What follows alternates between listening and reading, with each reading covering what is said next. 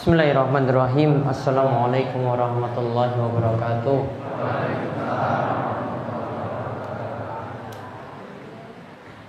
Innal hamdalillah nahmaduhu wa nasta'inuhu wa nastaghfiruh wa na'udzu billahi min shururi anfusina wa min sayyiati a'malina. May yahdihillahu fala mudilla lahu wa may yudlilhu fala hadiya lahu. Wa asyhadu an la ilaha illallah wahdahu la syarika lahu wa asyhadu anna Muhammadan abduhu wa rasuluh. Allahumma shalli ala nabiyyina Muhammad wa ala alihi wa man tabi'ahum bi ihsan ila yaumiddin. Allahumma inna na'udzubika min ilmin la yanfa wa min qalbin la yakhsha wa min nafsin la tashba wa min dawatin la yustajabu laha. Alhamdulillah, para jamaah, bapak ibu-ibu yang mungkin senantiasa dirahmati dan diberkahi oleh Allah Subhanahu wa taala. Kita bersyukur di kesempatan malam hari ini kita diberi nikmat oleh Allah Subhanahu wa taala. Juga kita diberikan nikmat diturunkannya berkah air dari langit, yaitu diturunkannya hujan. Mugi-mugi ini adalah jadi nikmat yang penuh berkah bagi kita sekalian, mendapatkan kebaikan yang banyak untuk diri kita.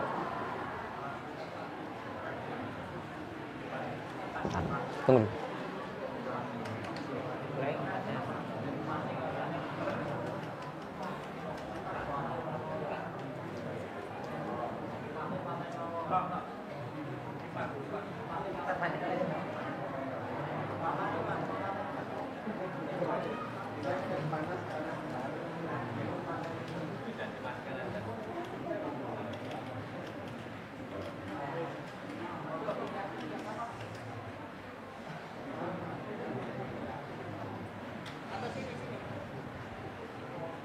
Mudah-mudahan mendapatkan kebaikan yang banyak bagi diri kita dan juga bagi lingkungan sekitar kita, terutama untuk yang bertani, yang bercocok tanam. Mudah-mudahan mau berkah bagi semuanya. Dan mudah-mudahan di majelis kali ini kita mendapatkan limpahan ilmu dan senantiasa diberikan taufik untuk terus beramal soleh. Baik, untuk kesempatan malam hari ini kita akan lanjutkan mengenai pembahasan tafsir saking surat Yasin. Nanti kita akan membahas ini seputar pembahasan tentang hari kiamat, ya, yaitu nanti dari ayat 49 ya sampai 53. Tapi nanti kita membahas panjang lebar ya mengenai tanda-tanda hari kiamat yang akan muncul. Baik, dibacakan ayat 49 sampai 53 dan artinya.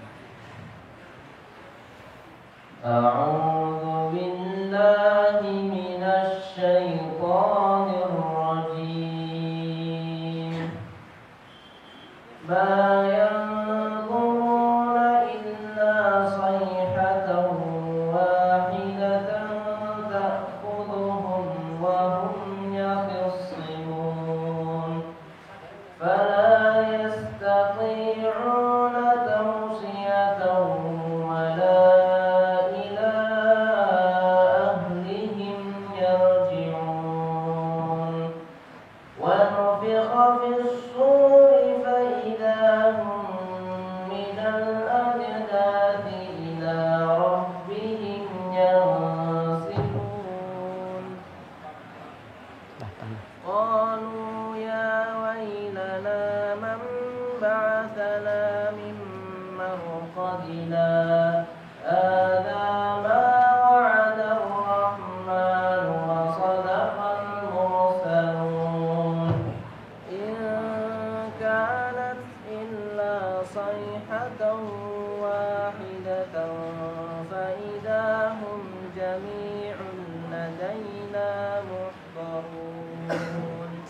Sebentar. Paham.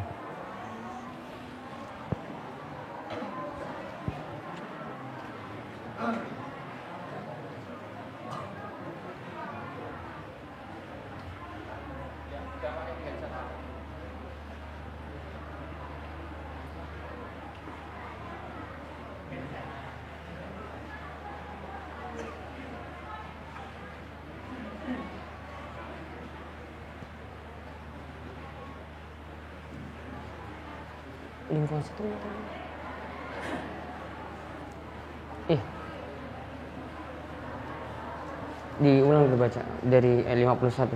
Wa nufiqa fis sur.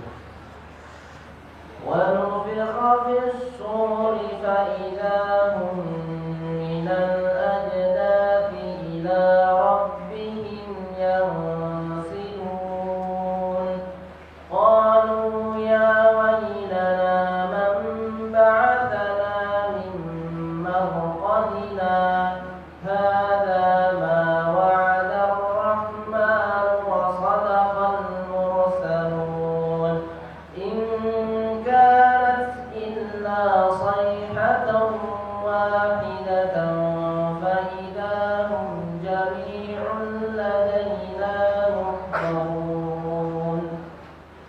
Mereka hanya menunggu satu teriakan yang akan membinasakan mereka ketika mereka sedang bertengkar, sehingga mereka tidak mampu membuat suatu wasiat dan mereka juga tidak dapat kembali kepada keluarganya. Lalu ditiupkan sangkakala, maka seketika itu mereka keluar dari kuburnya dalam keadaan hidup, menuju kepada Tuhannya. Mereka berkata, celakalah kami, siapakah yang membangkitkan kami dari tempat tidur kami? Inilah yang dijanjikan Allah yang Maha Pengasih dan benarlah Rasul-Rasulnya. Teriakan itu hanya sekali saja, maka seketika itu mereka semua dihadapkan kepada kami untuk dihisab. Baik.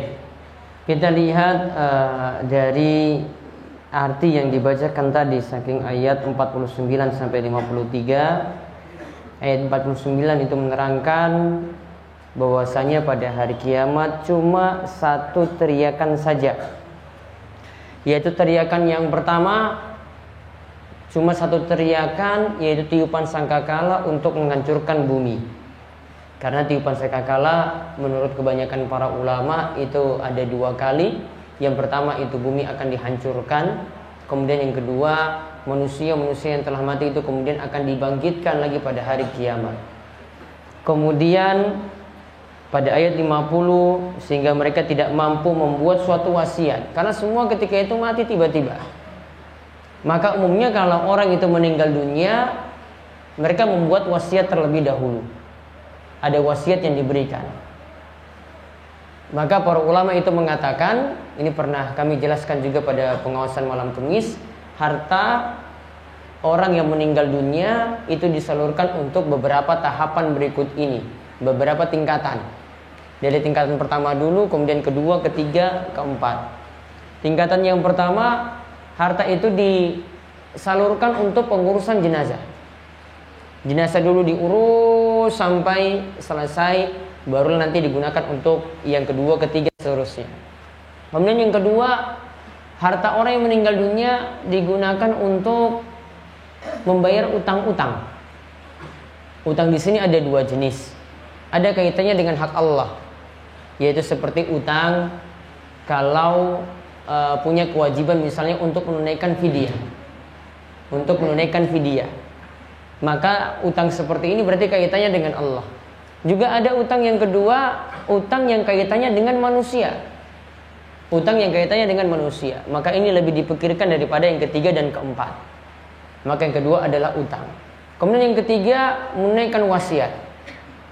Misalnya simbah ketika meninggal dunia memberikan wasiat, ini dari harta saya, nanti 1/8-nya disalurkan untuk pondok anak yatim. Berarti disalurkan nanti 1/8 tadi sesuai dengan wasiat disalurkan pada pondok anak yatim tersebut. Namun ingat catatan yang perlu diperhatikan di sini, ya, sebagaimana disebutkan dalam hadis-hadis bahwa wasiat itu tidak lebih daripada 1/3 harta. Wasiat itu tidak lebih daripada 1/3 harta. Ya, ketika Nabi SAW itu menasihati seorang sahabat, ya, menasihati sahabat Sa'ad ketika itu, dia punya harta yang banyak, lantas dia ingin wasiatnya, dia ingin tunaikan. Ada dia sebutkan itu bagaimana kalau ditunaikan separuhnya. Nabi SAW katakan separuh itu masih banyak. Kemudian ujung-ujungnya dia sebutkan 1/3. Kemudian Nabi SAW itu katakan masih banyak pula, namun itu sudah paling maksimal. Maka wasiat itu tidak boleh lebih daripada sepertiga harta. Misalnya orang yang meninggal dunia punya harta ketika ditinggalkan itu ada 30 juta rupiah. Sepertiganya berarti berapa? 10 juta rupiah. Maka wasiat paling maksimal itu 10 juta. Tidak boleh sampai 20 juta. Nggak boleh sampai 25 juta. Nggak boleh juga sampai seluruh harta digunakan untuk wasiat. Kemudian kalau wasiat sudah ditunaikan, baru yang keempat sebagai waris untuk anak-anak. Ditunaikan sebagai warisan untuk anak-anak. Warisan ini yang nomor 4. Jadi urutannya tadi apa yang pertama? Ditunaikan untuk jenazah. Yang kedua utang. Yang ketiga wasiat. Tidak boleh lebih daripada sepertiga harta. Kemudian yang keempat baru ditunaikan untuk waris. Kadang anak-anak yang ditinggal mati atau ahli waris itu nuntut yang keempat dulu. Utang nggak usah dipikir, jenazah nggak usah dipikir, wasiat nggak usah dipikir. Padahal waris itu urutan yang paling terakhir. Berarti kalau itu sudah habis ludes gara-gara lunasi utang, tinggal harta tadi 30 juta, utang itu ada 29.500.000. Ya. Berarti hartanya nanti sisa 500.000 saja. Sudah 500.000 itu dipakai-pakai untuk bagi-bagi waris. Kira-kira ada anak yang mau seperti itu? Ya, nggak ada yang mau untuk zaman ini. Baik. Kemudian pada ayat 51 sampai 53 ini diceritakan tentang ditiupkannya sangkakala, yaitu trompet yang besar pada hari kiamat. Nah, untuk kesempatan kali ini kita akan lihat tentang tanda-tanda hari kiamat yang kemarin saya sampaikan namun belum lengkap.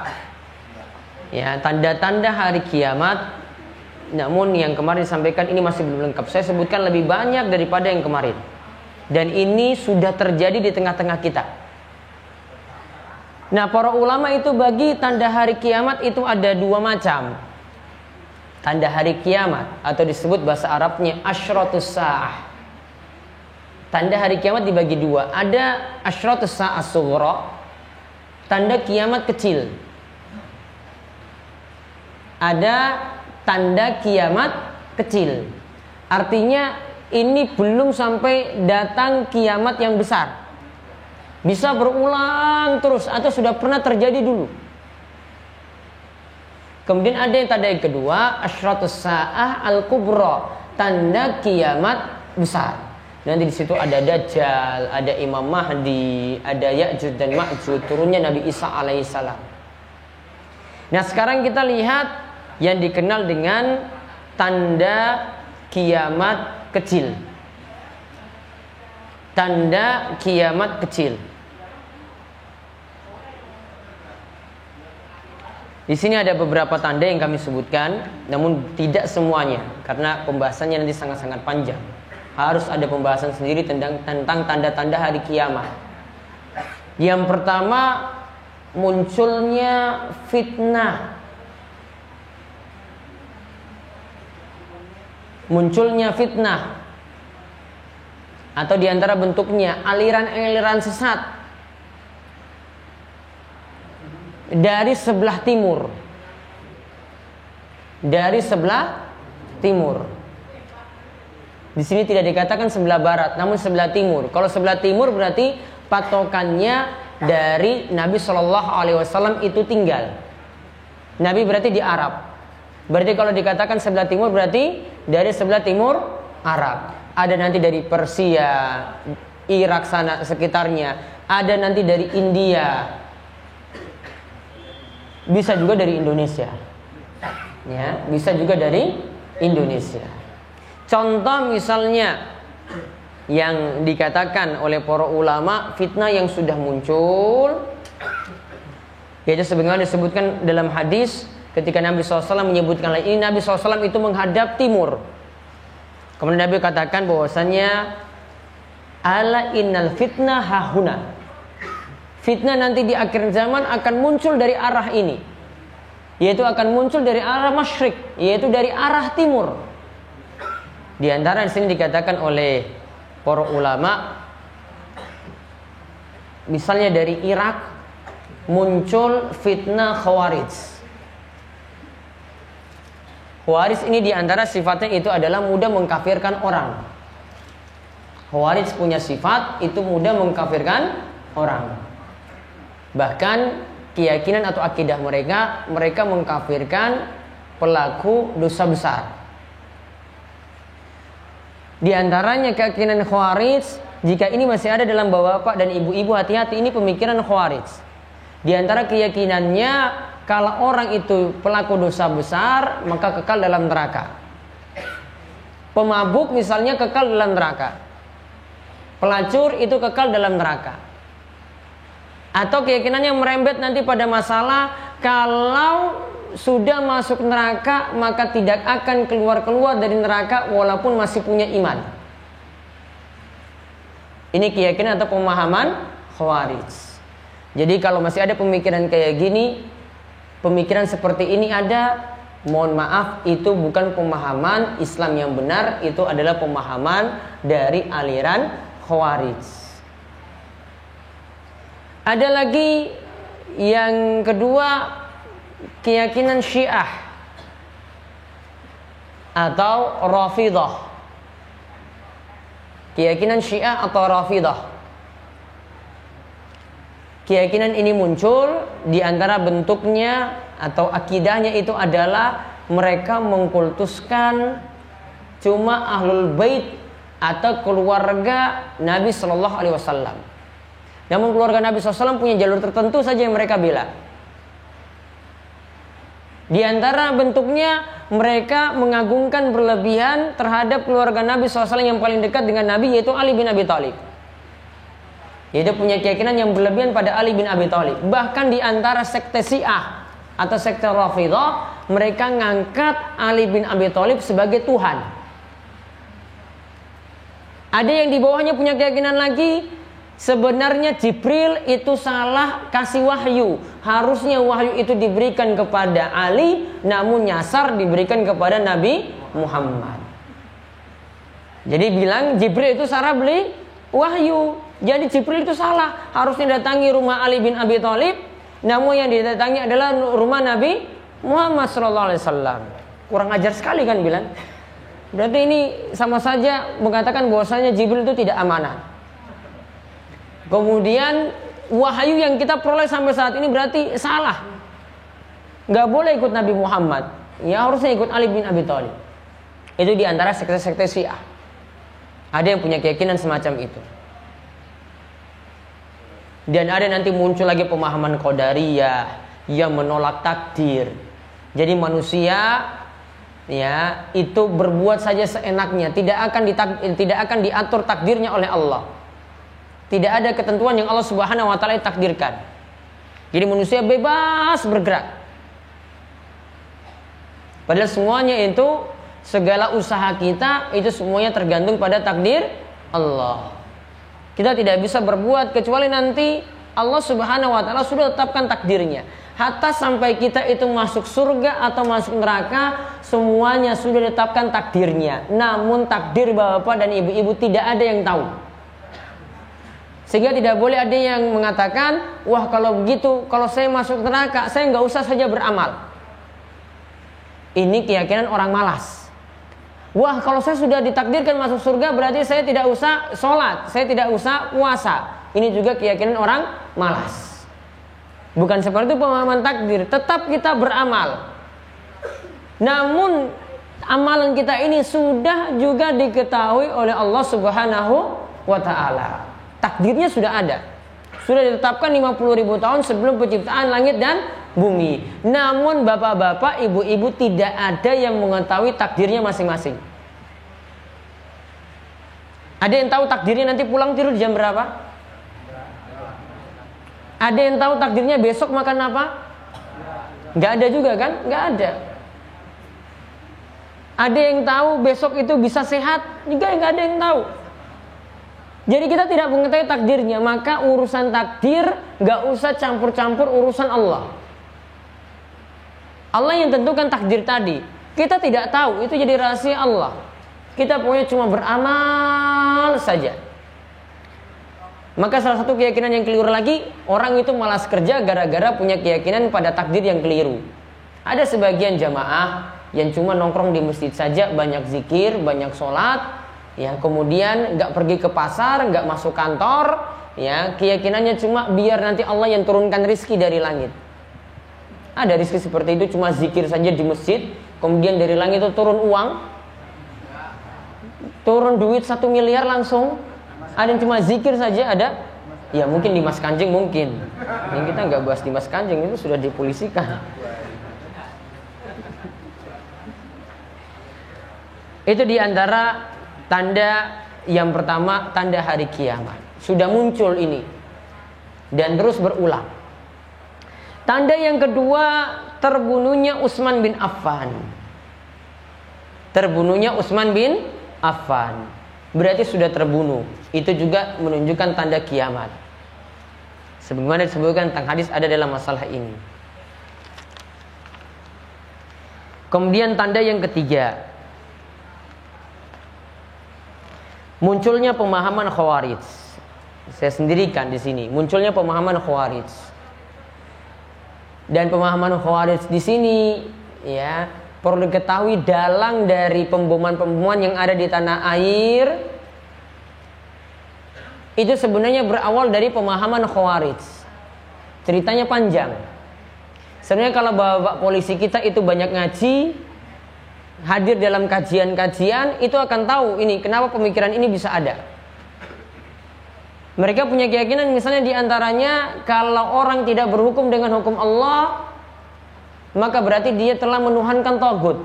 Kalau telah menuhankan tagut, berarti yang jadi pimpinannya itu berarti kafir, anak-anak buahnya dan aparat-aparat yang ada semuanya juga kafir. Maka bapak ibu-ibu pernah mendengar berita kalau pernah terjadi pemboman di kantor kepolisian. Itu pemahamannya dari situ. Orang yang membuat pemahaman ini itu nggak pernah terjun untuk bunuh diri, untuk melakukan bom bunuh diri, nggak pernah. Paling orang anak-anak muda yang baru semangat-semangatnya belajar, yang baru semangat-semangatnya kenal Islam, kemudian diberikan pemahaman seperti ini, akhirnya mereka semangat. Maka yang biasanya lakukan bom bunuh diri itu bukan tiang sepuh. Ya, yang lakukan bom bunuh diri itu nggak ada tiang sepuh, itu nggak ada. Yang ada itu cuma yang nom-nom aja, yang muda-muda saja. Karena yang muda-muda itu yang terbakar semangatnya. Kalau yang tua-tua dia enggak. Bahkan yang punya pemikiran seperti ini enggak juga, dia enggak berani. Namanya anak-anak muda yang dia suruh untuk melakukan pemboman bunuh diri tadi. Ya, ini dasarnya dari pemahaman Khawarij. Kemudian yang keempat, munculnya pemahaman Al-Quran itu makhluk. Al-Quran kita ketahui bahwa ini kitab suci kita, ini adalah firman Allah, Allah yang berbicara. Allah yang berbicara langsung, disampaikan lewat perantaraan malaikat Jibril, disampaikan kepada Nabi Muhammad, tertulis dalam kitab suci kita. Kalau kita katakan Al-Quran itu makhluk, berarti Al-Quran itu bisa jadi produknya Nabi Muhammad, bisa jadi produknya Jibril. Berarti Jibril yang buat-buat. Maka kalau Jibril yang buat-buat atau Nabi Muhammad yang buat-buat Al-Quran, berarti kalau diperintahkan, bapak-bapak, ibu-ibu, ayo lakukan sholat. Nanti semuanya bisa protes. Wah, itu kan cuma perintahnya Nabi Muhammad, bukan perintah dari Allah. Kalau ibu-ibu diperintahkan pakai jilbab, maka nanti bisa dibantah juga. Itu kan perintahnya Nabi Muhammad saja, itu cuma budaya Arab, bukan dari Allah Subhanahu wa taala yang memerintah. Ini juga dari pemahaman Al-Quran itu makhluk. Maka ini pemahaman sesat yang dulu sudah dibantah oleh para ulama. Di antaranya fitnah ini pernah terjadi di masa Imam Ahmad, ya, dan juga ulama-ulama besar yang lainnya, sampai mereka gara-gara fitnah ini mereka itu sampai masuk penjara karena dihukum oleh pemerintahannya sendiri. Kemudian yang keberapa? Yang kelima, umat Islam mengikuti budaya-budaya umat sebelum Islam. alias mengikuti budaya-budaya orang kafir. Bisa jadi dari model pakaian. Model pakaiannya itu ya sangat bangga sekali dengan pakaian orang kafir. Coba bapak, ibu-ibu perhatikan di masjid. Dari dulu kita nggak pernah perhatikan ada orang kafir itu masuk ke dalam masjid. Nama orang kafir masuk dalam masjid. Namun sekarang di zaman ini muncul nama-nama orang kafir dalam masjid. Ada masuk dalam masjid, ada namanya Ronaldo. Ada masuk dalam masjid, ada namanya Messi. Ada masuk dalam masjid, itu nama-nama yang sangat sakral sekali dalam agama mereka. Messi sholat loh. Tahu Messi?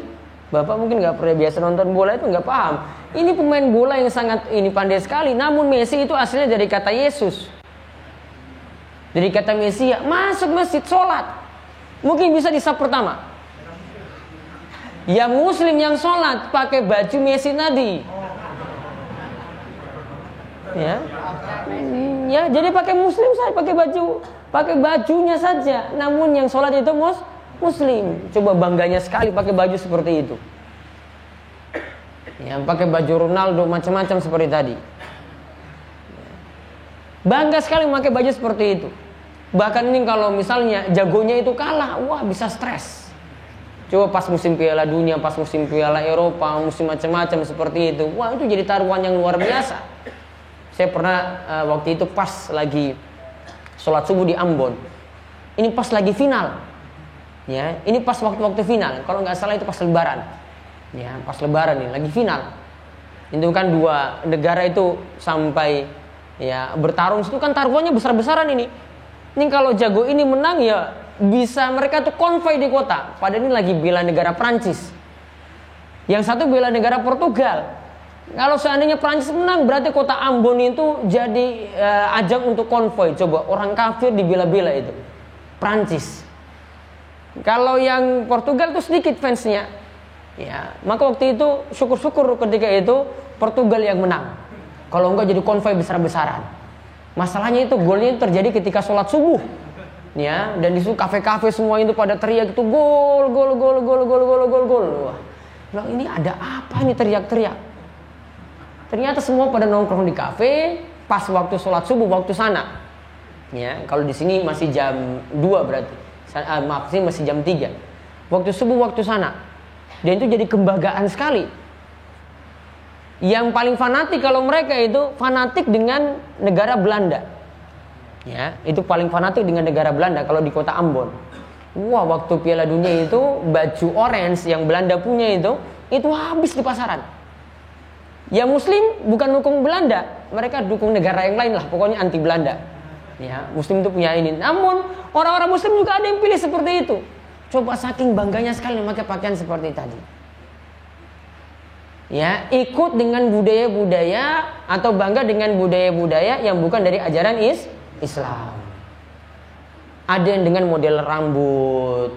Pernah lihat model rambut anak pang? Ya, anak pang itu bagian tengahnya itu saja yang ada rambutnya, kanan kiri itu habis. Itu model orang luar loh, itu dipakai. Baju nanti lagi ditiru, celananya lagi ditiru, celananya itu super ketat. Ya. Model negara luar juga, model orang barat juga ditiru. Bangga seperti itu. Nabi SAW itu mengatakan, la taqumu sa'ah hatta takhudha ummati bi akhdil qurun qabla shibran bi shibrin wa dhira'an bi dhira'. Kiamat itu tidak akan terjadi kata Nabi SAW sampai umatku mengikuti kurun sebelumnya. Mengikuti ajaran umat sebelumnya sampai sejengkal demi sejengkal, sama persis, sampai sehasta demi sehasta. Coba model-model rambut orang barat itu ingin sekali ditiru. Wah, saya ingin model rambutnya seperti Ronaldo. Jadi persis. Kalau datang ke tukang cukur mau potong seperti apa, pokoknya kayak itu, kayak Ronaldo persis. Sangat bangga dengan identitas orang yang bukan sekeyakinan dengannya. Maka kita dilarang seperti ini, dan ini juga menunjukkan ya tanda-tanda hari kiamat. Kemudian yang keenam, yang termasuk lagi tanda hari kiamat, itu adalah dilalaikannya amanat. Dilalaikannya amanat. amanat itu dilalaikan. Mau amanat dalam urusan apapun. Dalam urusan dunia, mau diberi amanat sebagai ketua, mau diberi amanat sebagai sekretaris, mau diberi amanat sebagai bendahara, dia lalaikan. Tidak tunaikan sebagaimana mestinya. Ada juga dalam urusan agama juga ada. Maka Nabi Shallallahu Alaihi Wasallam itu mengatakan, "Idza du'iyatil amanatu fantaziris sa'ah." Jika amanat itu dilalaikan, maka hati-hati. Tunggulah datang hari kiamat. Kemudian para sahabat tanya ketika itu, "Kaifa ida'atuha ya Rasulullah?" Bagaimana amanat tadi itu dilalaikan wahai Rasulullah? Rasulullah SAW menjawab, "Idza usnidal amru ila ghairi ahlihi fantaziris sa'ah." Jika yang namanya suatu urusan itu diserahkan pada yang bukan ahlinya, suatu urusan bukan diserahkan pada yang di luar dari keahliannya, suatu amanat, suatu urusan diserahkan di luar dari ahlinya, maka tunggulah datang hari kiamat. Tunggulah datang hari kiamat. Termasuk dalam urusan dunia, ada yang tidak pantas untuk hitung-hitung uang, diserahkan uang. Ada yang nggak pantas ketika pegang uang itu selalu melalaikan, diserahkan uang lagi pada dirinya. Berarti dia tidak pantas untuk jadi bendahara. Ada dalam masalah urusan agama, tidak pantas untuk ditanya dalam masalah agama, ya, bisanya cuma ceramah saja. Bisanya cuma ngomong saja. Kemudian ditanya, kemudian dia jawab tanpa menggunakan dalil, tanpa menggunakan kaidah-kaidah agama, pakai perasaan, ya, tidak pakai pertimbangan dalil sini, dalil itu, kemudian tidak pakai pendapat-pendapat para ulama, disimpulkan sendiri, memakai logikanya. Ini berarti sudah menyerahkan sesuatu bukan pada ahlinya. Ini juga adalah tanda-tanda hari kiamat.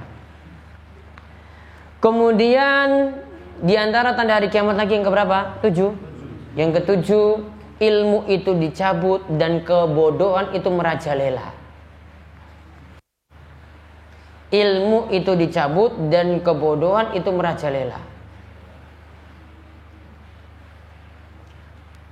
Nabi sallallahu alaihi wasallam, min asyratis sa'ah ayyurfa'al ilmu wa yathbutul jahlu. Kata Nabi sallallahu alaihi wasallam, di antara tanda hari kiamat, ilmu itu diangkat. Dan ingat, ilmu itu diangkat dengan dimatikannya para ulama. Itu di antara tandanya. Dan ilmu juga diangkat ketika orang-orang itu tidak mau belajar.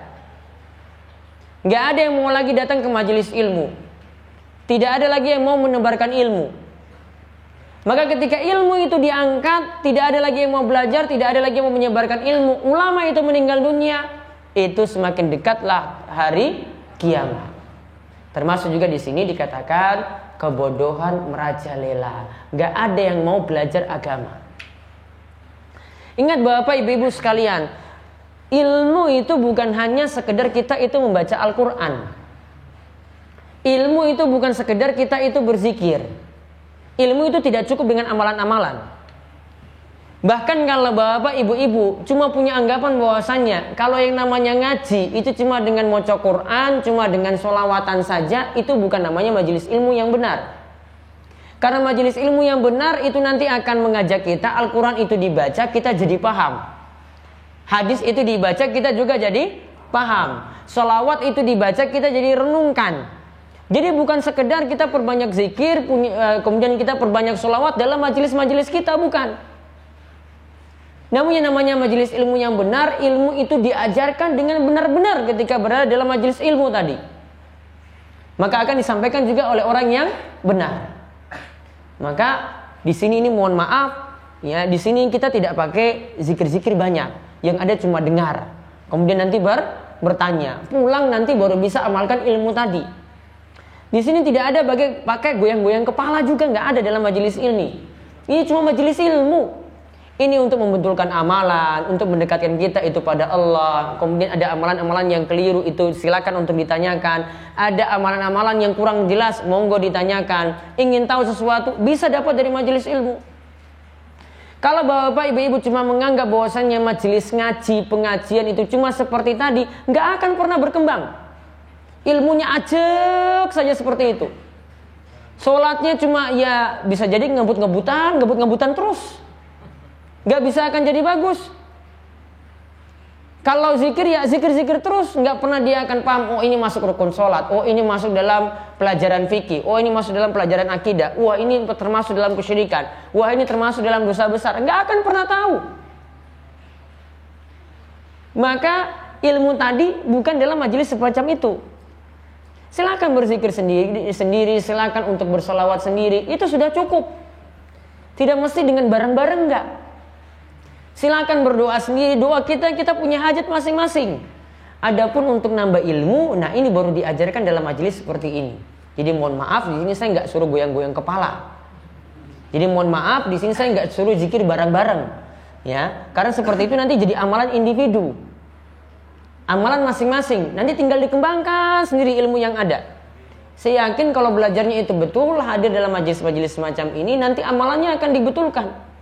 Yang malas sholat akan rajin sholat. Yang malas ke masjid, mudah-mudahan Allah memberi taufik ke masjid. Yang melakukan maksiat, yang melakukan dosa, mudah-mudahan Allah juga memberi taufik dan hidayah. Akhirnya bisa berubah terus seperti itu. Ya, ini gunanya majelis seperti tadi. Maka ini pentingnya biar ilmu itu tidak diangkat. Karena kalau kita cuma sibuk dengan majelis zikir, sibuk dengan majelis sholawat saja, ilmu-ilmu semacam tadi, memahami Al-Quran, memahami hadis, kita pelajari tafsir seperti ini, kemudian kita pelajari kitab seperti Riyadhus Shalihin, sudah nggak ada lagi. Karena waktu kita habis saja untuk itu, iya kan? Waktu habis seperti itu. Kemudian di antara tanda hari kiamat lagi yang ke-8, tersebarnya zina, tersebarnya perzinaan. Sebagaimana kata Nabi sallallahu alaihi wasallam, inna min asyratis saah wa yazharu zina. Di antara tanda-tanda hari kiamat, Nabi sallallahu alaihi wasallam menyebutkan beberapa tanda. Lalu di antara tanda yang ada, Nabi sallallahu alaihi wasallam menyebutkan yaitu tersebarnya perzinaan. Kalau bapak ibu-ibu ya cuma hidup di desa seperti ini, mungkin jarang melihat. Namun beberapa kasus itu sudah nampak.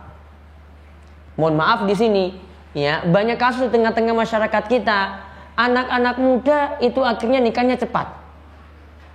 Ya, anak-anak muda akhirnya nikahnya itu cepat. Karena belum masuk umur, laki-laki berapa? 21 perempuan Pak Yusuf?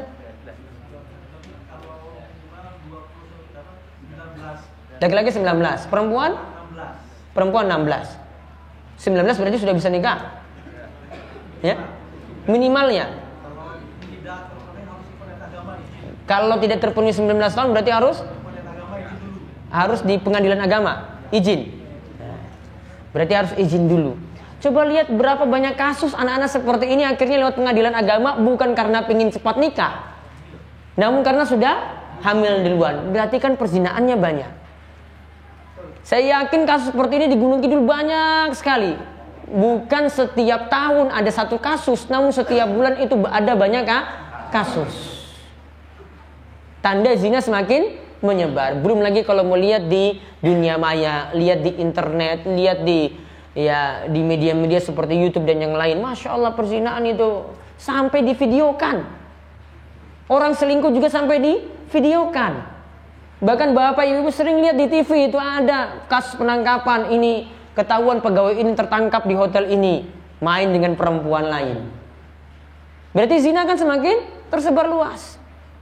Kita hanya bisa memohon pada Allah Subhanahu wa taala supaya keluarga kita, diri kita, istri kita, anak-anak kita terselamatkan dari zina. Banyak-banyak minta tolong dan minta kemudahan dari Allah Subhanahu wa taala. Dan tolong bapak ibu-ibu jaga anak-anaknya dengan baik. Ya, karena saya sampai bosannya dengar berita semacam itu. Ya, di lingkungan saya sendiri saya bosan sekali dengar berita kayak gitu. Kalau saya sendiri tipenya nggak akan pernah hadiri ya pernikahan yang itu dari anak-anak yang dari hasil zina.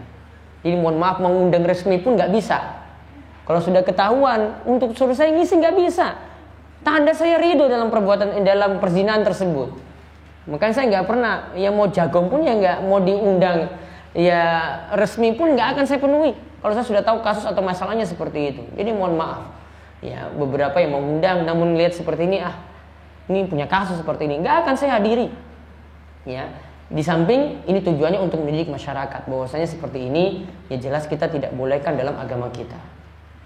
Kemudian yang kesembilan, ya kesembilan ya, tersebarnya riba. Tersebarnya riba. Kata Nabi SAW, dikatakan oleh Ibnu Mas'ud dari Nabi SAW, baina yaday sa'a yazharur riba. Tanda kiamat itu semakin dekat, riba itu semakin tersebar. Aduh, kalau saya mau bahas masalah riba itu panjang sekali, kasusnya banyak sekali. Saya sampai capek nanti kalau bahas riba. Ya, mulai dari rombongan RT nanti ada ribanya. Ya, ini lingkup kecil loh ini. Lingkup kecil. Dan ingat dalam kaidah riba itu tidak ada istilah saling ridho, suka sama suka nggak ada. Ya, sudahlah jenengan pinjam berapa 1 juta, kembalikan 1 juta berapa? 100.000 lah, kita suka sama suka saja lah, nggak apa-apa ya. Kita semuanya sepakat sak rombongan. Tetap nggak bisa jadi halal. Sama seperti ya ada yang orang tua yang hamili anak perempuan ini, ada orang yang hamili anak perempuan. Kemudian didasari suka sama suka. Kira-kira itu jadi halal nggak zina? Zinanya jadi halal nggak? Ini sudah ada yang selingkuh. Selingkuh aja lah, selingkuh suami istri. Ini dengan istri orang. Ya, terus ujung-ujungnya bilang ini suka sama suka, senang dan senang. Kira-kira zinanya jadi halal? Atau ada zina yang halal? Ada selingkuh yang halal? Nah, kasusnya sama seperti itu. Ya, jadi riba tadi nggak bisa diutak-atik cuma karena suka sama suka kemudian jadi halal.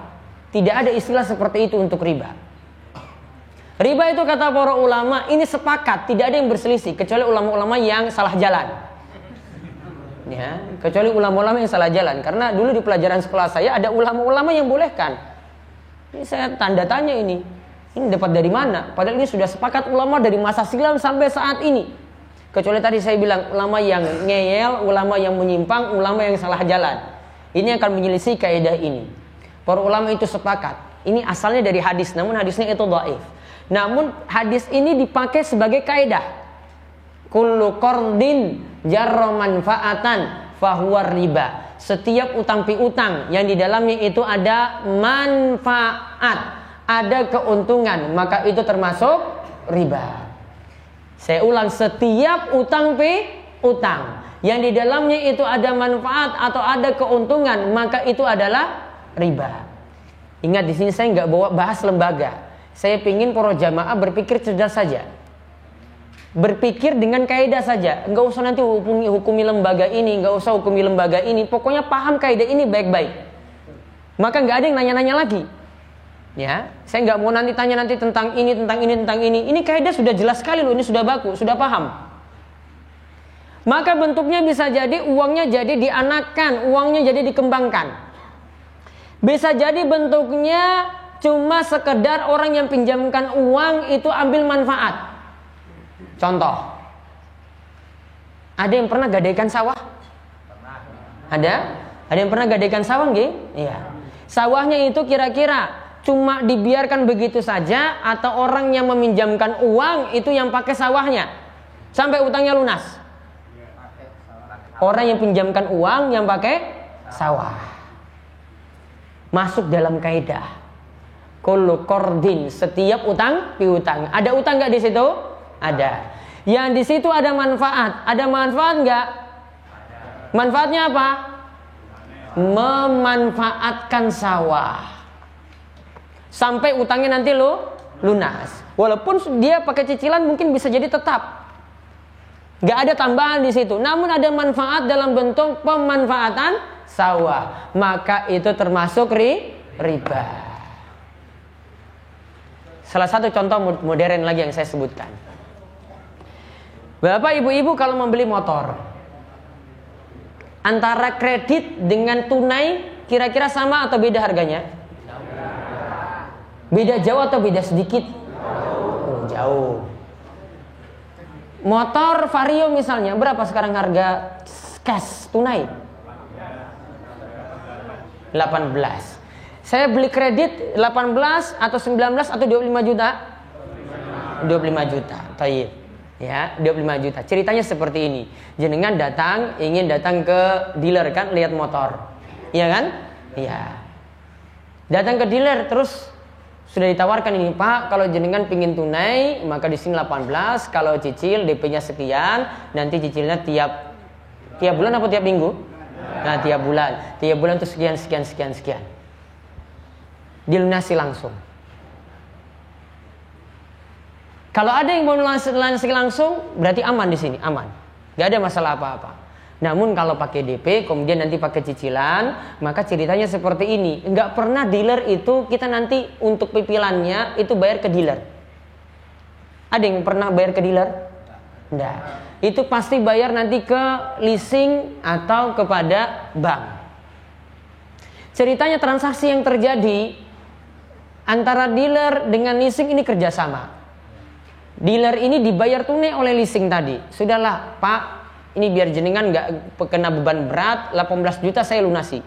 Biar nanti konsumen lunasi 18 juta tadi dengan saya, dia bayar cicilan. Nanti intinya cicilannya itu jadi 25 juta. Berarti di sini lihat, yang jual motor itu sebenarnya siapa? Leasing atau dealer?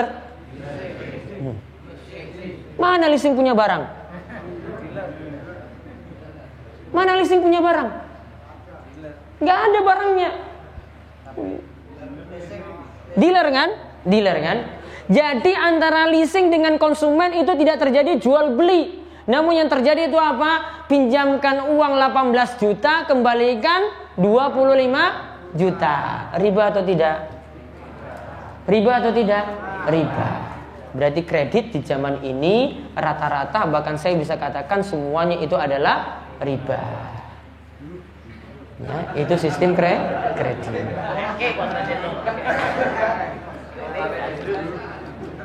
Iya. Ini ciri-ciri kiamat. Perlu diketahui, saya sampai pernah buat tulisan. Saya sebutkan, sebenarnya macet di dunia dimanapun itu masalahnya cuma satu. Termasuk di Indonesia masalahnya cuma satu. Termasuk di Jogja ini saat ini macet cuma satu masalahnya. Karena kredit sudah semakin dimudahkan. Akhirnya kredit itu dimudahkan, semuanya akhirnya pakai motor. Nggak ada lagi angkutan umum yang laku. Iya. Iya kan?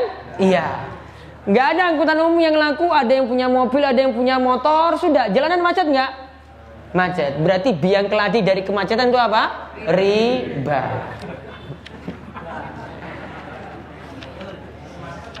Masih banyak lagi yang lainnya. Nanti saya akan buat tulisan, ada buku yang saya akan terbitkan, saya akan buat judul Riba Merenggut Nyawa. Utang riba merenggut nyawa. Karena kasus pembunuhan, kasus bunuh diri di Gunung Kidul itu rata-rata itu karena masalah riba juga. Jadi riba itu biang kemacetan, riba itu biang bunuh diri di Gunung Kidul. Ini biar yang jadi rentenir dan macam-macam seperti itu jadi tobat.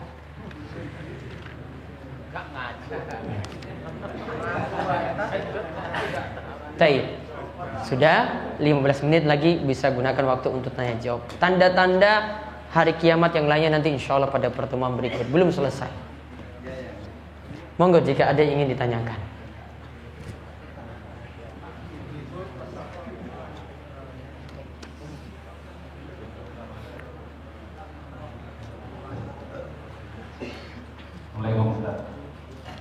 Waalaikumsalam warahmatullahi wabarakatuh. Kebanyakan tidak seluruhnya masyarakat Gunung Kidul itu kalau meninggal itu tidak punya waris ternyata, karena sebelum meninggal itu biasanya sudah dibagi-bagi. Saya ingin tetap menjelaskan dari perspektif saya seperti apa. Baik. Iya, ini pernah saya bahas dalam tulisan ini. Sebenarnya untuk menjawab kasus ini perlu dibedakan untuk masalah harta. Ya, harta itu kita bisa bagi menjadi 3. Ada 3 jenis. Ada bisa situ hibah, ada di situ bisa wasiat, ada di situ bisa bentuknya itu adalah waris. Dan ini pembagian untuk anak-anak. Ya, ini pembagian untuk anak-anak bisa jadi 3 bentuk seperti ini. Hibah, hibah itu hadiah. Kemudian yang kedua itu wasiat, kemudian yang ketiga itu waris.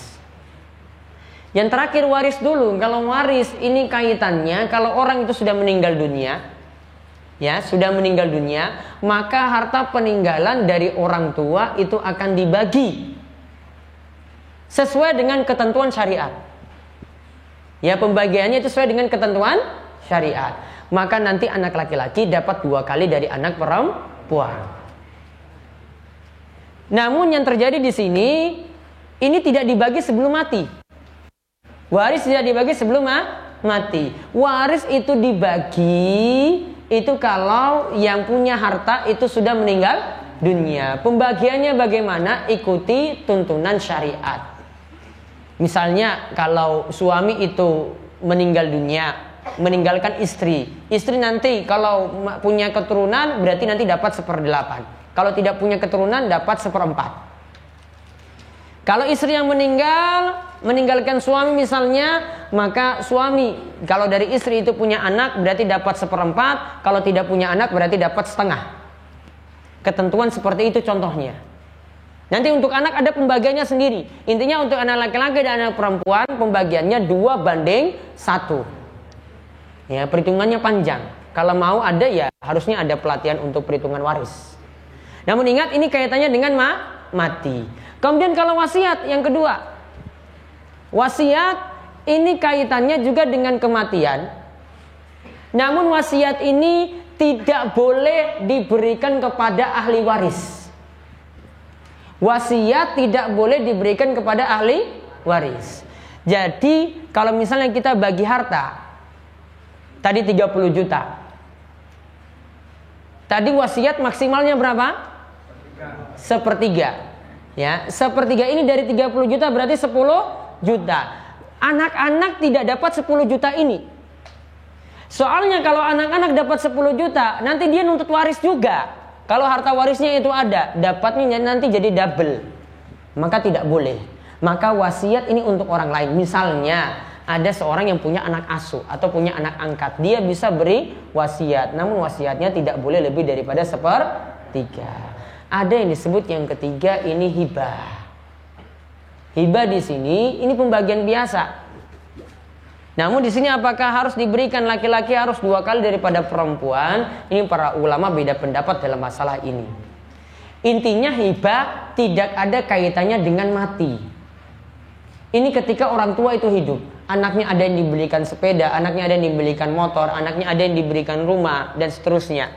Ini ada yang bentuknya itu hadiah. Hadiah dari orang tua. Sedangkan tadi yang ditanyakan oleh Pak Satmono tadi untuk pembagiannya ini kaitannya dengan mati. Maka sebenarnya ini masuk dalam hukum waris. Namun biasanya ini menyelisih kalau dibagi sebelum mati, biasanya tidak dibagi dengan pakai aturan-aturan atau kaidah waris. Ya, jadi sebenarnya ini masuk dalam istilah waris, namun dibaginya itu sebelum meninggal dunia. Ya silakan. Namun ingat, baiknya ini kalau kaitannya dengan orang tua yang akan meninggal dunia, berarti tetap dibagi nanti setelah orang tua itu meninggal. Dibagi dulu seperti itu, baru ya nanti disesuaikan ketentuannya memakai ketentuan syariat. Jadi wallahu alam pembagian tadi itu masih belum syar'i. Ya sehingga memang butuh untuk masyarakat itu disadarkan supaya lebih mementingkan antara wasiat dan waris. Kalaupun dinamakan wasiat tidak boleh. Kenapa tidak boleh? Karena diberikan kepada anak. Masalahnya ini diberikan kepada anak. Jadi tidak masuk dalam wasiat. Yang tepat masuk dalam waris, namun tetap harus mengikuti aturan-aturan yang ada tadi. Kemudian yang berikutnya. Ya. Ada mic? Nanti bisa langsung giliran, bisa langsung beberapa pertanyaan dari pertanyaan yang dari orang lain boleh.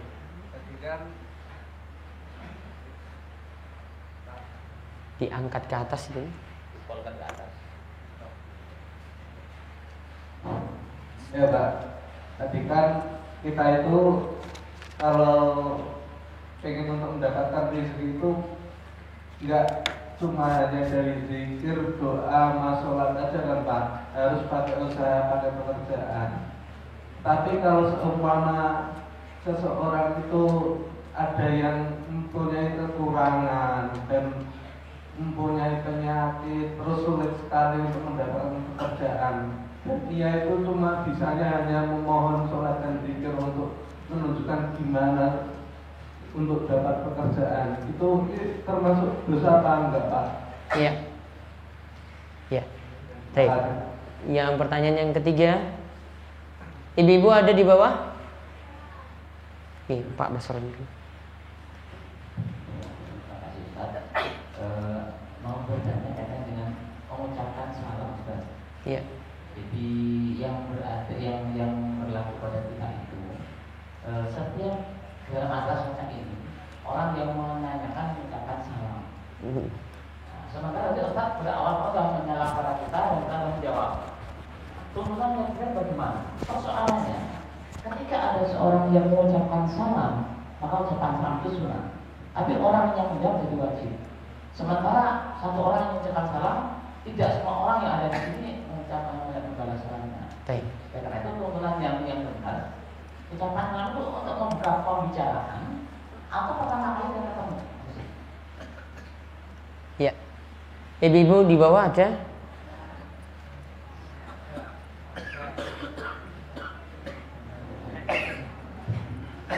Assalamualaikum warahmatullahi wabarakatuh.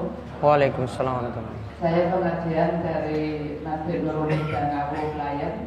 Mau menanyakan pertama tentang zina.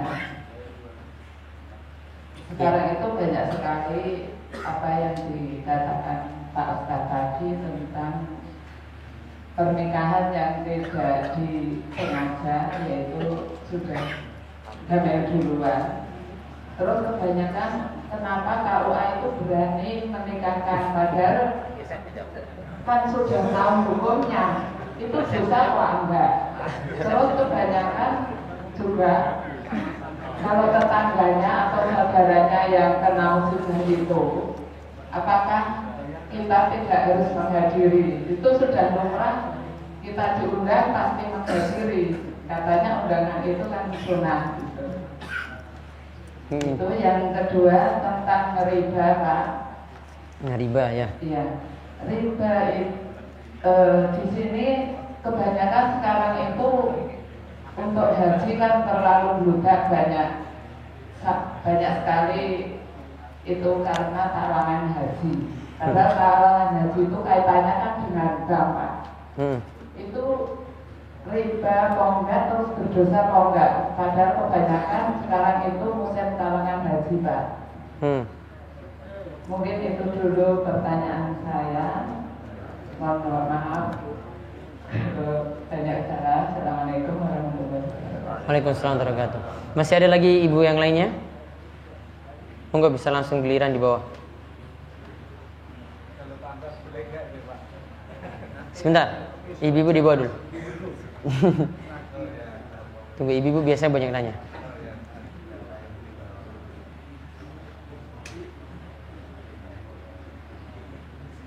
Ada lagi ibu-ibu di bawah? Sampun? Pun. Ada lagi Bapak? Pak Yosef. Apa mau jawab tadi, Pak? Bukan, iya. Nanti ada Pak Nurdin juga kok di sini. Ya.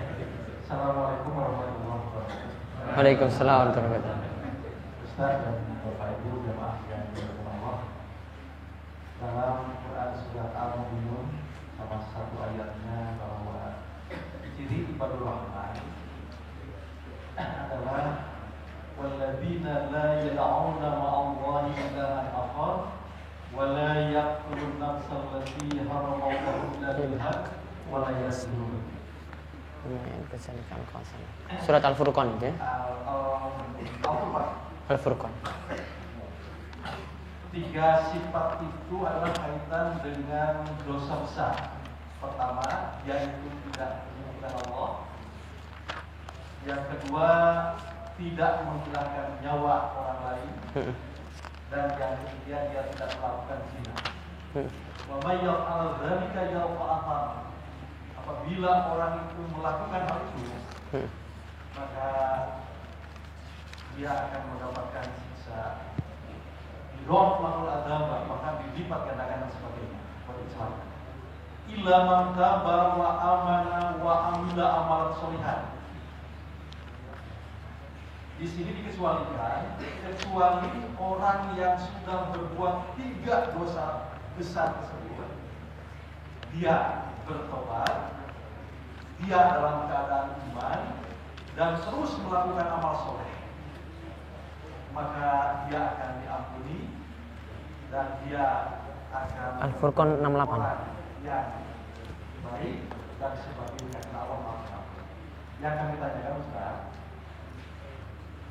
di dalam hukum ada jarimah hukuman bagi yang berbuat zina, di antaranya membunuh orang lain. Sementara hukum belum ditegakkan, tetapi yang bersangkutan sudah tobat dalam keadaan beriman dan beramal soleh. Cukup enggak Dengan tobat saja? Ya, dengan tobat, dengan tetap beriman dan beramal soleh, tanpa melaksanakan hukum yang telah ditetapkan, seperti di Indonesia ini. Terima kasih. Assalamualaikum warahmatullahi wabarakatuh. Waalaikumsalam warahmatullahi wabarakatuh.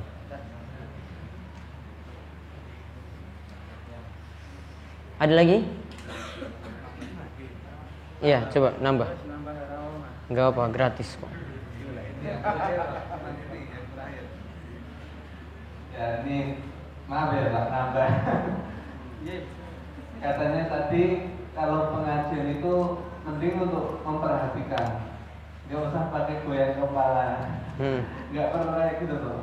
Tapi seumpama memperhatikan tapi mempunyai rasa batin, bisa konsen 2 hal dalam waktu bersamaan. Jadi bisa batin zikir sama konsen untuk memperhatikan Bapak. Seperti itu gimana Pak? Baik apa enggak?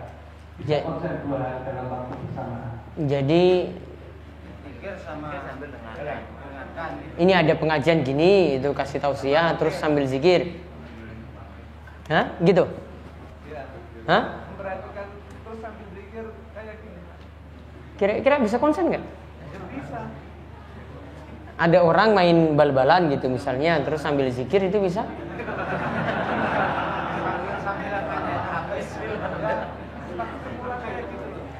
Iya, bawa bola gitu sambil zikir subhanallah, subhanallah, subhanallah gitu. Goyang-goyang gitu juga bisa? Bisa? Iya, manusia luar biasa sekali berarti.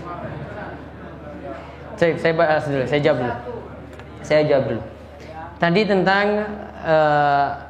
tentang zikir, doa. Kalau misalnya seorang itu jadi pengangguran, misalnya di sini ditanyakan, apakah bisa untuk membuka pintu rizkinya cukup dengan zikir dan doa saja biar terbuka pintu rizki tadi? Yang jelas membuka pintu rizki itu banyak.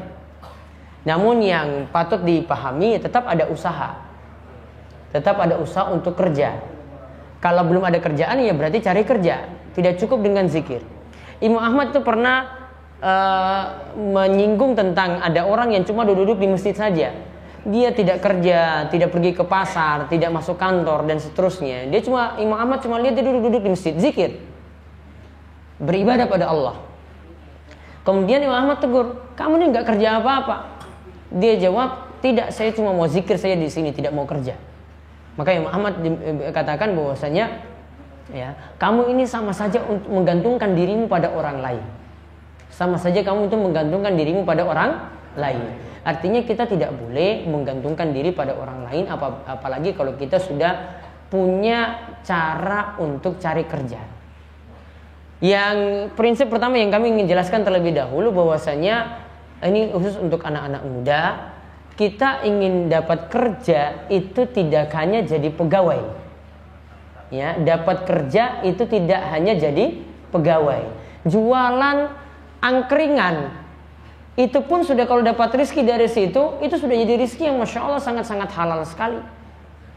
Ada yang anak muda pergi ke pasar jualan ikan, jualan macam-macam, dapat rezeki dari situ, itu juga jadi rezeki yang sangat luar biasa. Jadi kalau memang tertutup pintu rezeki yang ini, jangan cuma berharap dari itu.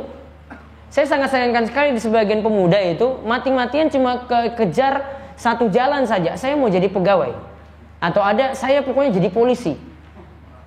Tes berulang kali nggak lulus-lulus. Dia nggak mau berpikir untuk buka cara yang lain untuk dapat pintu rezeki yang lain juga. Ya, sebenarnya yang salah itu dia sendiri. Kenapa tidak buka pintu rezeki yang lain?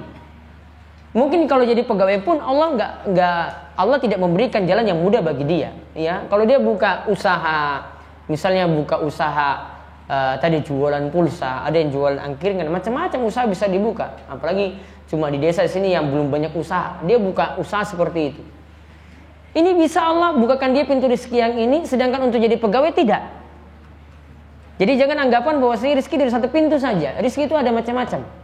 Kalau tertutup satu pintu rezeki, Allah akan buka pintu rezeki yang lain. Pegang prinsip seperti itu. Namun memang ada beberapa pintu rezeki yang Allah itu buka. Ini sebagai amalan-amalan yang bisa diamalkan, seperti istighfar, kemudian seperti tadi istighfar, lalu dengan menjalin hubungan silaturahim, memperbaiki ketakwaan, ya, dan juga ada amalan-amalan yang lainnya. Saya tidak bisa sebutkan semua di sini. Ada buku yang kami punya khusus, judulnya Pembuka Pintu Rizki. Tujuannya di sini kalau ini amalan-amalannya itu diamalkan, termasuk ada doa-doa juga kami sebutkan dalam buku tersebut. Ini mudah-mudahan jadi pembuka ya berbagai macam pintu rizki, apalagi yang punya kesulitan dalam hal rizki, dalam masalah utang. Mudah-mudahan Allah buka dengan melakukan amalan-amalan semacam itu. Jadi ada amalannya, namun tetap juga usaha. Kemudian yang ketiga, pertanyaan ketiga, bagaimana hukum menjawab salam? Orang yang memulai salam itu hukumnya sunnah. Memulai salam itu hukumnya sunnah. Sedangkan raddus salam, menjawab salam itu hukumnya wajib. Kalau satu orang yang diberi salam. Kalau satu orang yang diberi salam. Kita berpapasan, ya. Si A dan si B ini berpapasan. Ada yang mengucapkan assalamualaikum, maka si B ini wajib mengucapkan waalaikumsalam. Namun kalau si A ini ucapkan untuk seluruh orang yang hadir di sini, maka hukum untuk menjawab salam jatuh hukumnya jadi fardu kifayah. Fardu kifayah ini artinya kalau sebagian sudah menjawab, berarti yang lainnya itu gugur kewajibannya. Berarti kalau 5 orang jawab dari 100 orang yang hadir di sini, berarti sudah gugur kewajiban yang lainnya. Sama halnya seperti hukum merawat sholat jenazah atau merawat jenazah, melakukan sholat jenazah. Itu hukumnya juga fardu kifayah. Cuma 5 orang yang ngurus, Pak Kaum dan yang lainnya, yang ngurus cuma 5, maka yang lain itu jadi gugur kewajiban. Jadi hukumnya turun jadi fardu kifayah. Kemudian tentang masalah perzinaan tadi, bagaimana kalau yang terjadi di sini pernikahan dini sebelum nikah itu dalam keadaan hamil? Bolehkah dihadiri? Ingat ada beberapa prinsip yang ini tidak bisa diterapkan oleh setiap orang. Kalau saya terapkan, boleh jadi bapak ibu-ibu tidak bisa terapkan. Ya, saya terapkan ini karena untuk memberikan pelajaran pada yang lainnya. Misalnya juga saya diundang untuk amalan-amalan yang tidak ada tuntunan, saya tidak hadir. Namun saya tidak bisa paksakan untuk bapak dan ibu-ibu karena aturan di masyarakat beda-beda lagi. Kalau ini nggak hadir, jadi masalah. Wah ini kok nggak rewang. Wah ini kok nggak mau datang. Wah itu akan dikucilkan di tengah masyarakat. Maka saya nggak bisa memaksakan pendapat ini, artinya untuk diterapkan setiap individu untuk melaksanakannya. Namun kalau punya kemampuan, silakan untuk laksanakan. Apalagi kalau punya ya ketokohan di tengah-tengah masyarakat dan bisa merubah. Ya silakan jalankan seperti itu. Jadi tolong paham. Ya jadi yang saya tadi katakan, saya nggak hadir. Namun yang lainnya kalau diundang, yang warga yang lainnya ya terpaksa untuk hadir. Jadi suatu keterpaksaan. Padahal dalam batinnya sudah nggak setuju loh ini. Ya, dalam batinnya sudah nggak setuju. Coba kalau ini diterapkan, kira-kira ada yang mau pergi nggak untuk bantu? Ya akhirnya dia cuma ya manten sendiri, mungkin jadi ngurus sendiri semuanya. Ya dia jadi susah. Iya. Namun ini tidak bisa berlaku di tengah-tengah masyarakat kita. Ya, ada regulasi, ada aturan-aturan, ada adat kebiasaan itu yang berlaku. Maka tidak bisa diterapkan. Maka diterapkan juga untuk amalan-amalan yang lainnya yang mungkin kita anggap tidak ada tuntunan, namun mau hadir jadi masalah. Kalau tidak hadir malah dikucilkan. Ya terpaksa untuk hadir. Yang berbeda dengan orang yang jadi punya ketokohan, dianggap bisa memberikan contoh, beda. Ya jadi tolong bisa dipahami hal ini. Kemudian yang kedua tentang masalah riba tadi, untuk talangan haji, kalau ini sifatnya adalah pinjaman, dan ini pinjamannya ini adalah sifatnya dikembalikan lebih, walaupun ini untuk ibadah, tetap juga jadi masalah. Ya, tetap juga jadi masalah. Intinya yang namanya haji, yang namanya umroh itu usahakan dari harta yang halal. Karena Nabi SAW itu katakan innallaha thayyibun la yaqbalu illa thayyiba. Allah itu thayyib, Allah itu thayyib, Allah itu baik dan menyukai dari yang baik-baik saja. Maka jangan sampai ibadah kita itu dicemari, dikotori dengan hal yang jelek. Kita pakai ya harta yang tidak jelas ini, harta yang bermasalah ini untuk munggah umroh atau untuk munggah haji. Malah untuk capai kemabruran itu sangat-sangat sulit. Makanya kalau ada yang punya pekerjaan yang haram atau dulu ada penghasilan yang haram, baiknya ini tidak digunakan untuk keperluan yang baik-baik. Contoh yang para ulama katakan, jangan sampai harta ini digunakan untuk bangun masjid. Bangun masjid itu dari harta yang halal.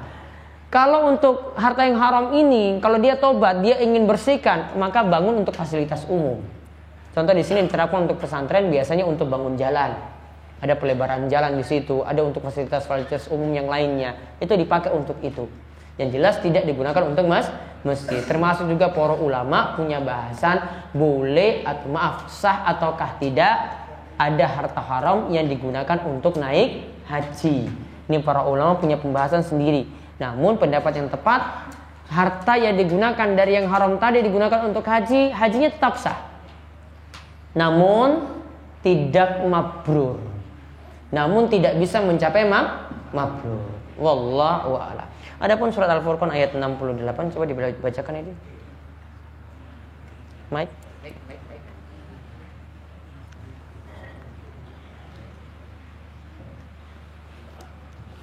A'udzu billahi minasy syaithanir rajim.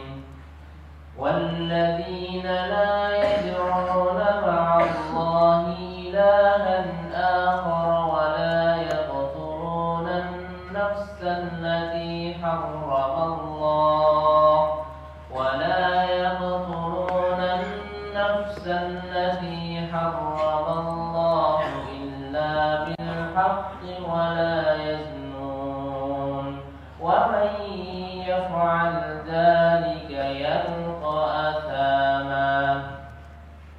Dan orang-orang yang tidak mempersekutukan Allah dengan sembahan lain dan tidak membunuh orang yang diharamkan Allah kecuali dengan alasan yang benar dan tidak berzina, dan barang siapa melakukan demikian itu niscaya dia mendapat hukuman yang berat.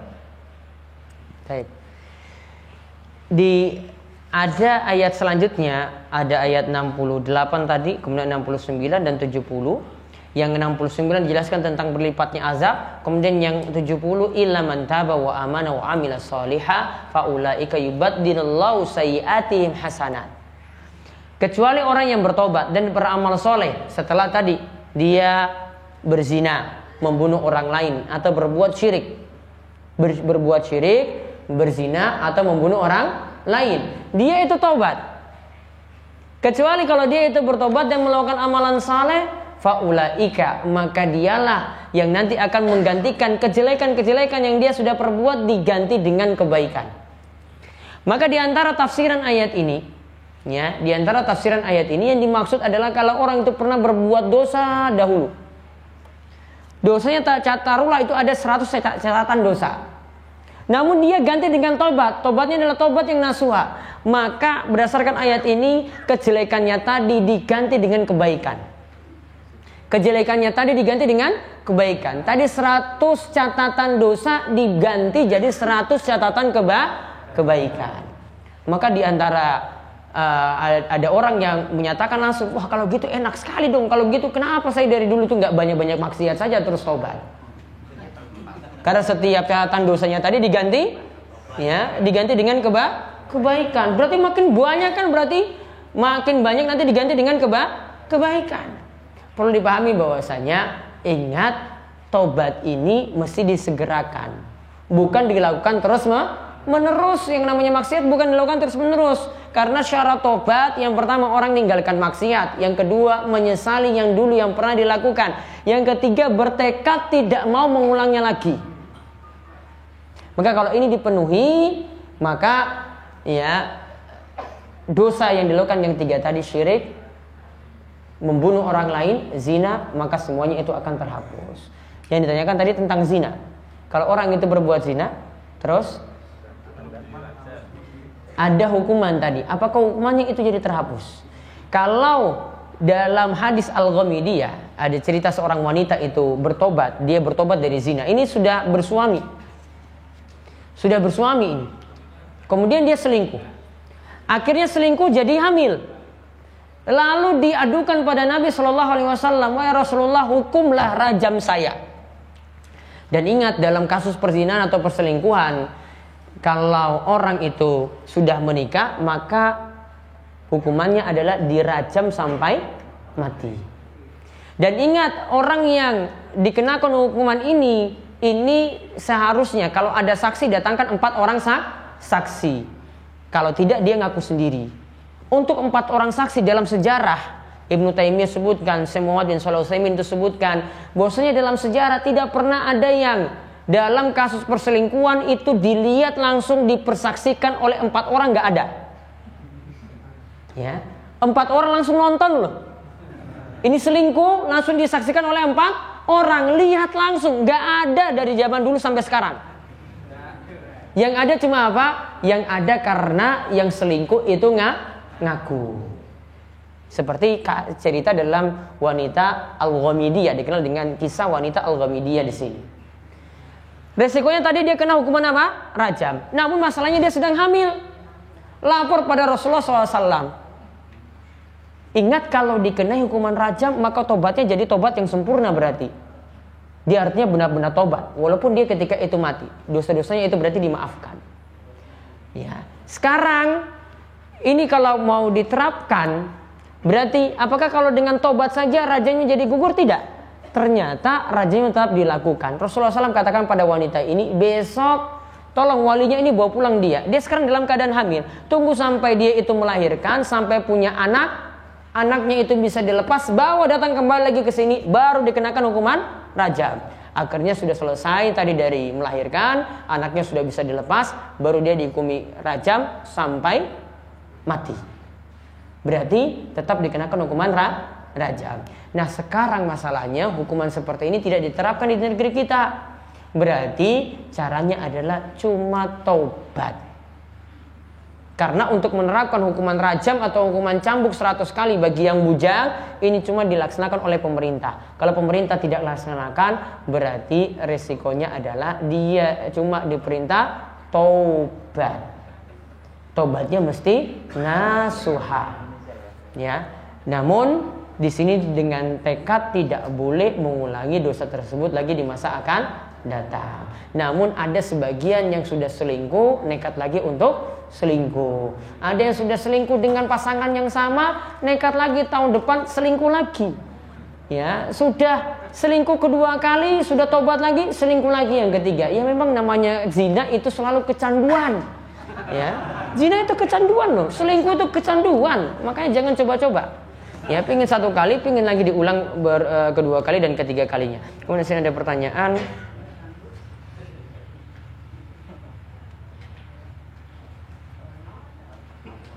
Yang ini saya nggak tahu Allah. Ustaz, bagaimana wanita yang keputihan? Apa? Kalau wanita keputihan, yang jelas pendapat yang paling kuat, keputihan itu najis. Ya, keputihan itu najis. Maka ibu-ibu cukup pakai pembalut. Namun kalau keputihan itu keluar, ini tidak dihukumi seperti haid. Jadi tetap sholat, cukup ketika itu berwudu. Kalau di tengah-tengah sholat keluar keputihan tadi, sholatnya tetap dilanjutkan seperti wanita yang mengalami istihadah.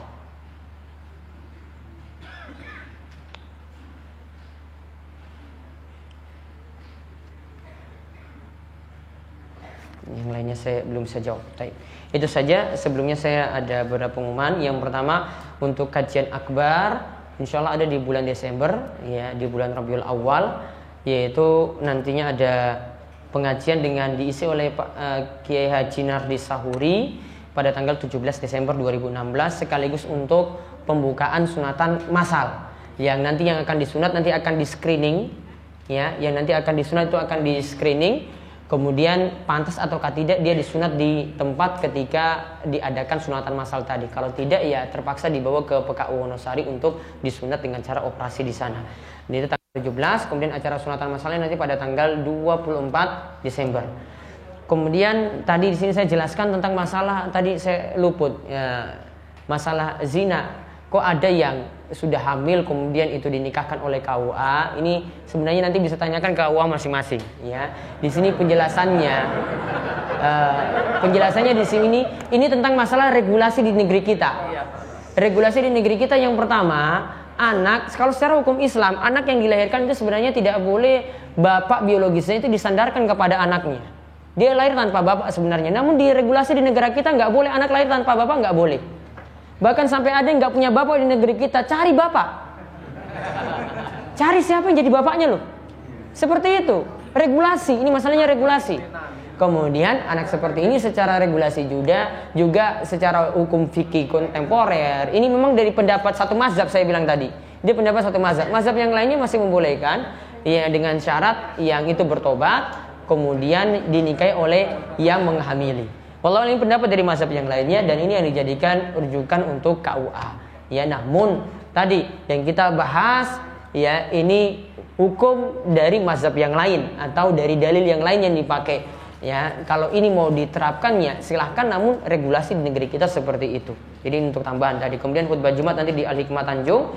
Kemudian kajian pada maghrib malam Sabtu. Saya mohon maaf yang di Suatu Nasana Wiloso saya ada acara di Ponjong sehingga tidak bisa mengisi untuk malam Sabtu. Kemudian Ahad Pon bagi warga Panggang ada kajian Aisyah dan PCM di Masjid Birrul Walidain Padem ya, Padem Girikarto. Kemudian kajian rutin malam Senin Wage nanti di Masjid Asafuddin Krambil. Ya itu saja dari kami. Ada apa lagi? Apa? Hari Jumat enggak? Saya ngisi di Ponjong kok ikut aksi damai gimana? Oh cuma nanya. Saya nggak bisa pergi ke Jakarta. Oh iya, tanggal 17 tadi yang pengajian diisi oleh Pak Nardi Sauri, insya Allah akan dihadiri oleh Bu Badingah, Bupati Gunung Kidul. Ya, sudah difikskan, insya Allah beliau hadir. Oke, itu saja. Dan terakhir kami panggil nanti Takmir Saking Masjid Al-Hidayah, kemudian Al-Hidayah Piyaman, Al-Azhar Karangrecek, terus Saking Giri Subo, ada dari Masjid Al-Huda, dan Tepus Masjid Al-Hidayah, Regedek. Ya, itu saja. Tinggal dulu di sini. Ya, kita tutup, kalian doa kafaratul majelis monggo. Subhanakallahumma bihamdika asyhadu an la ilaha illa anta astaghfiruka wa atubu ilaik. Assalamualaikum warahmatullahi wabarakatuh.